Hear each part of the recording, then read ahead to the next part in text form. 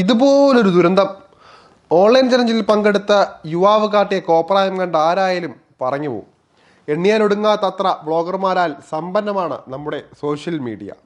അവർ നൽകുന്ന കണ്ടന്റുകളൊക്കെ പലർക്കും ഇഷ്ടവുമാണ്. നല്ലതും ചീത്തയുമായുള്ള ഒരുപാട് കാര്യങ്ങളാണ് ഇതിലൂടെയെല്ലാം നാം കണ്ടുകൊണ്ടിരിക്കുന്നത്. വ്യൂസിനും റീച്ചിനും ഒക്കെയായി പലതരം വീഡിയോകളാണ് ഇത്തരത്തിൽ ഇവരാൽ നിർമ്മിക്കപ്പെടുന്നത്. നമുക്കറിയാം, ചലഞ്ച് വീഡിയോകൾ അനുകരിക്കുന്നതിനിടയിൽ ആളുകൾക്ക് ജീവൻ വരെ നഷ്ടമായ നിരവധി സംഭവങ്ങൾ ഇതിനകം പല രാജ്യങ്ങളിലും റിപ്പോർട്ട് ചെയ്തിട്ടുണ്ട്. സോഷ്യൽ മീഡിയ പ്ലാറ്റ്ഫോമുകളിൽ ഓരോ ദിവസവും നിരവധി വീഡിയോകളാണ് ഇതുപോലെ പോസ്റ്റ് ചെയ്യപ്പെടാറുള്ളത്. നേരത്തെ പറഞ്ഞതുപോലെ ഏറെ ആളുകളെ ആകർഷിക്കുന്ന ഒന്നാണ് ഓൺലൈൻ ചലഞ്ച് വീഡിയോകൾ. രസകരമായ ചലഞ്ച് വീഡിയോകൾ മുതൽ ഏറെ അപകടകരങ്ങളായ ചലഞ്ചുകളും ഇതിൽ ഉൾപ്പെടുന്നുണ്ട്. ഇത്തരത്തിൽ കഴിഞ്ഞ ദിവസം ഒരു ഓൺലൈൻ ചലഞ്ച് ഏറ്റെടുത്ത് അനുകരിച്ച വ്യക്തിക്ക് കിട്ടിയത് സത്യത്തിൽ 8ന്റെ ഒരു പണിയാണ്. ബാത്ടബിൽ അബ്സോർബന്റ് ബോളുകൾ നിറയ്ക്കുന്ന ഒരു ചലഞ്ചാണ് ഇയാൾ അനുകരിക്കാൻ ശ്രമിച്ചത്.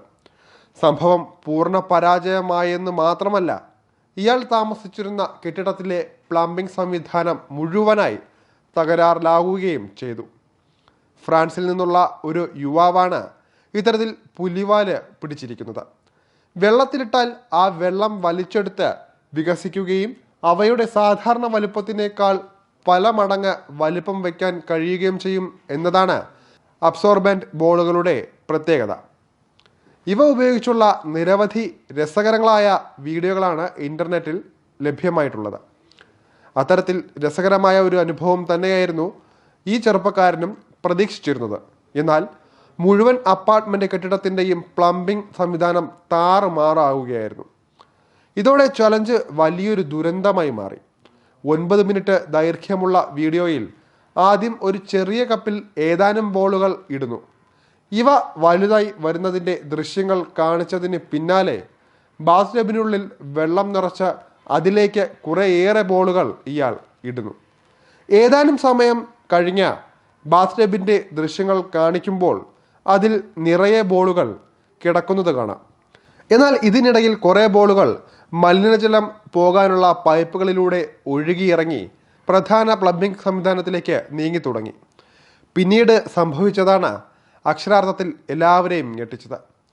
ആ കെട്ടിടത്തിലെ മുഴുവൻ അപ്പാർട്ട്മെൻറ്റിലും ടോയ്ലറ്റ് ഉൾപ്പെടെയുള്ള സകല ഇടങ്ങളിലും അബ്സോർബന്റ് ബോളുകൾ കൊണ്ട് നിറഞ്ഞു.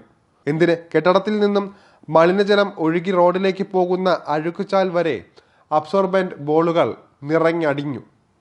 ഒടുവിൽ യുവാവിനെ കെട്ടിടത്തിലെ മുഴുവൻ പ്ലംബിംഗ് സംവിധാനവും വൃത്തിയാക്കി നൽകേണ്ടി വന്നു.